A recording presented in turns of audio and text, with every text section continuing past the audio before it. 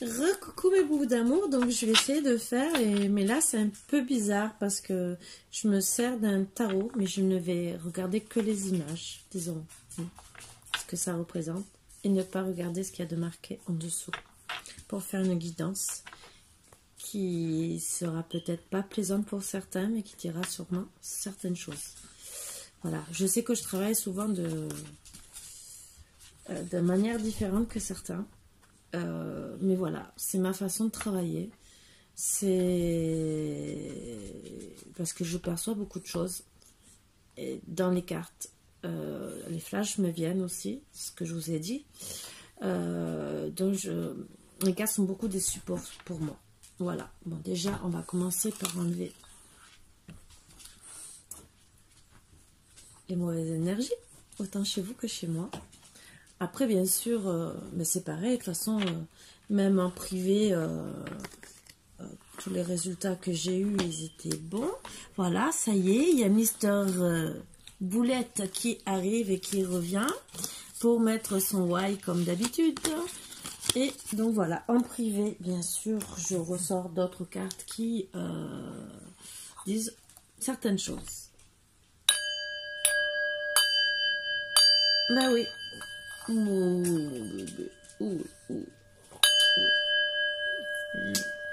Allez. Maintenant, tu me laisses tranquille. Hein? Tu me laisses travailler? Maman, elle voudrait travailler. Allez. Allez, allez.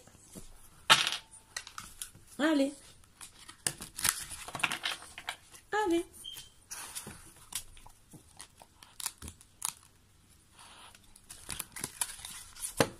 Oui, allez. Oui, je sais. Tu veux t'incruster avec maman.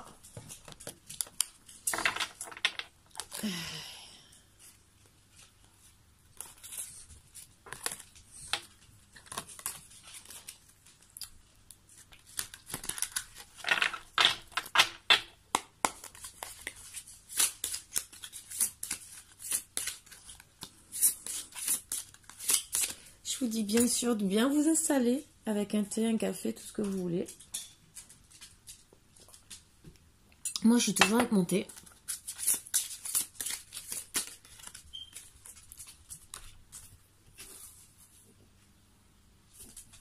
Je vous présente la première carte. Allez.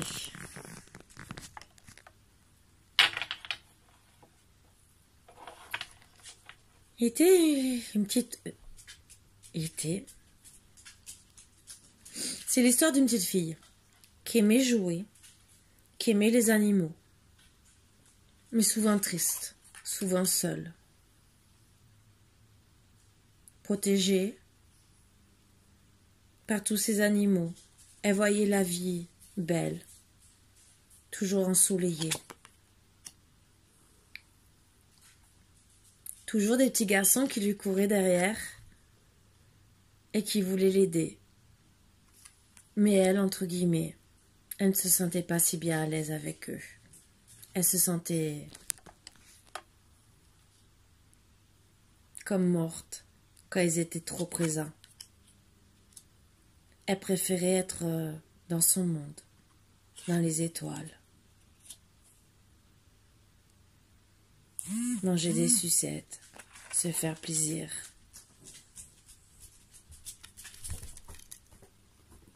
Être avec les oiseaux, les animaux. Pour elle, c'était sa joie. Elle restait beaucoup calme. On l'entendait pas. Même devant tout le monde, elle mettait un masque. Elle préférait. Elle voulait pas qu'on voie qu'en vérité, elle était bien toute seule. Et qu'en présence des autres, elle n'était pas bien. Malheureusement, quand elle montrait qu'elle n'était pas bien, son papa était là pour lui donner la fessée. Et au final, dans ses rêves, elle fuyait. Elle fuyait fortement, toujours accompagnée de ses oiseaux, de ses bêtes, de ses abeilles, de ses animaux préférés. Elle s'enfermait, elle se faisait un monde à elle, monde de petite fille. de pommes, de courgettes. Elles montent comme Blanche-Neige et les 7 nains. Tellement qu'elle rêvait qu'elle avait des fois une amie imaginaire et qui se cachait de son père. Mais en vérité, elle revenait à la réalité. C'était avec sa petite sœur qu'elle le vivait. Et elle rêvait beaucoup que quelqu'un allait la sauver. Elle avait qu'une envie, c'est d'avoir de plus en plus d'amis animaux. Parce qu'elle se plaisait qu'avec eux. Elle jouait à cache-cache. Elle était bien, heureuse. Et dans sa tour, dans cette maison où elle était enfermée, eh ben, elle rêvait quand même qu'un prince charmant vienne la délivrer. Plus tard, bien sûr quand elle serait plus grande. Elle attendait tout le temps. En attendant, bien sûr, elle grandissait. Malheureusement, c'est qu'elle voyait que petit à petit, elle aussi, elle avait l'impression qu'elle allait être aussi méchante que son père. Elle avait même des envies de vengeance. Elle s'isolait de plus en plus. Mais tout ce qu'elle voulait,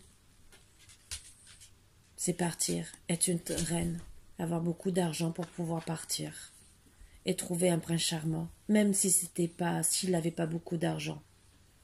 Mais en tout cas, qu'il ait assez d'argent pour qu'elle puisse partir et qu'elle soit sa reine, son impératrice. En attendant, elle attendait. Et toujours avec 2 visages. Elle espérait toujours de partir. En attendant, elle priait chaque soir devant son petit monde. Et elle rêvait toujours dans ses rêves que son chevalier allait combattre son père. Elle faisait de plus en plus de rêves sur l'argent, se voyait prendre des bains avec son chéri.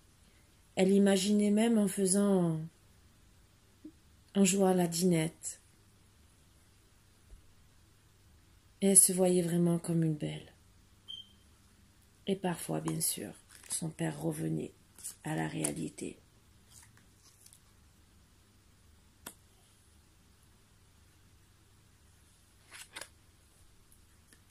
Des nerfs, elle s'en prenait même à ses poupées. Et ses poupées, c'était comme si c'était elle. Elle se trouvait vraiment très mal. Même si son père la tapait. Et qu'elle voulait monter là-haut, dans le ciel, devenir un ange. Son père faisait en sorte, pour qu'il la pardonne, pour qu'elle le pardonne, de l'emmener au jeu. Bien sûr, des manèges enchantés. Et au final, quand elle rentrait, tout recommençait. Elle devenait l'ombre d'elle-même. Et ses rêves, petit à petit, s'enfermaient dans son cœur. Mais toujours, elle avait toujours cette force quand elle se retrouvait avec ses animaux. Elle est toujours la reine de denier. Toujours avoir de l'argent. Au moins, même si c'était pas une reine, mais au moins avoir de l'argent pour pouvoir partir tellement loin de chez ses parents.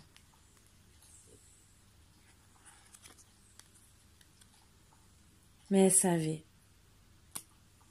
qu'elle devait ruser par rapport à son père, et qu'elle devait trouver un homme qui puisse la défendre, ou, disons, avec les armes, ou qui l'emmène loin avec de l'argent. Mais en attendant, elle attendait que la roue tourne. Elle espérait toujours un grand amour. Même si elle voyait que ça n'avançait pas. Son père la surveillait de plus en plus en vieillissant. Quand elle allait à l'école, il y avait un petit garçon qui l'a lui aussi l'espionnait, mais lui c'était seulement parce qu'il aimait bien. Mais elle restait dans sa bulle, elle ne voyait pas tout ça. Elle restait dans son monde, à jouer, dans sa tête. Mais elle voulait vraiment, vraiment grandir de plus en plus et former une famille pour plus tard. Trouver vraiment quelqu'un qui puisse la sauver. Peut-être ce garçon. Et elle se protégeait de plus en plus, prenait ses animaux de plus en plus vers elle, parce qu'elle se sentait mal. Elle se demandait même si des fois, elle ne devait pas finir avec sa vie en se noyant. Retrouver la lune, comme on dit, mourir petit à petit. Elle en faisait beaucoup des prières vers la lune.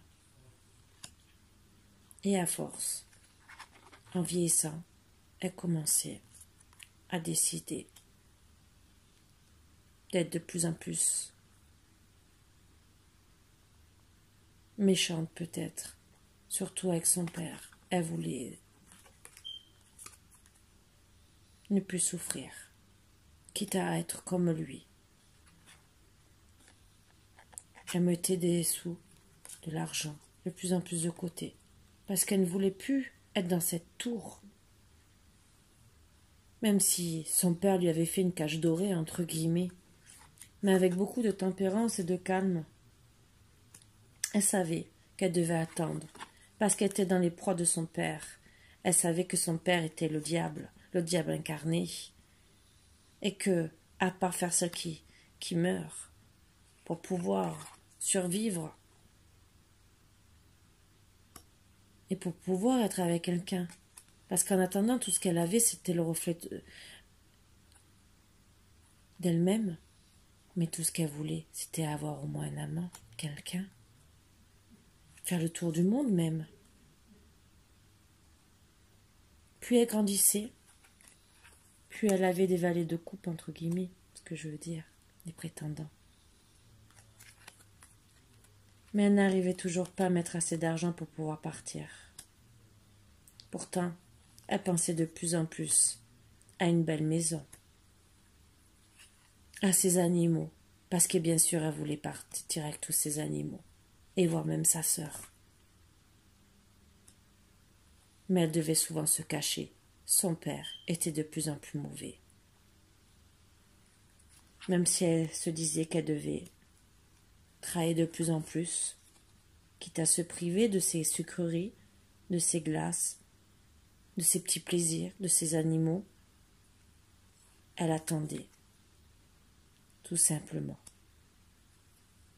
Elle essayait de protéger aussi sa sœur qui était maltraitée, et même ses animaux, parce que son père s'en prenait à eux pour la punir. Elle attendait le jugement. Elle attendait vraiment un grand jugement, que quelqu'un reconnaisse tout, voie tout, qu'elle soit sauvée, qu'il y ait vraiment une justice, quelqu'un de fort, un empereur qui la sauve. Sinon, elle préférait mourir. Elle se disait que si personne venait l'aider, elle se retrouvait entre la vie et la mort. C'était quoi faire?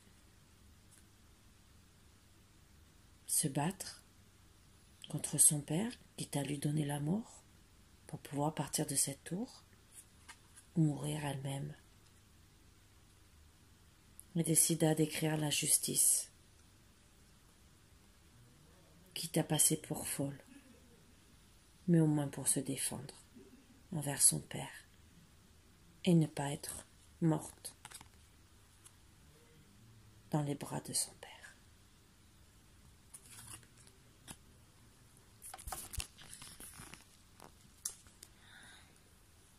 Je sais que c'est un tirage un peu délicat. C'est les énergies que j'avais à passer sur ce tirage. Quand je parle un peu de bâton et tout, c'est pour essayer de vous... Mais ça n'a rien à voir. Je sors le mot machinalement parce que c'est écrit. Mais en vérité,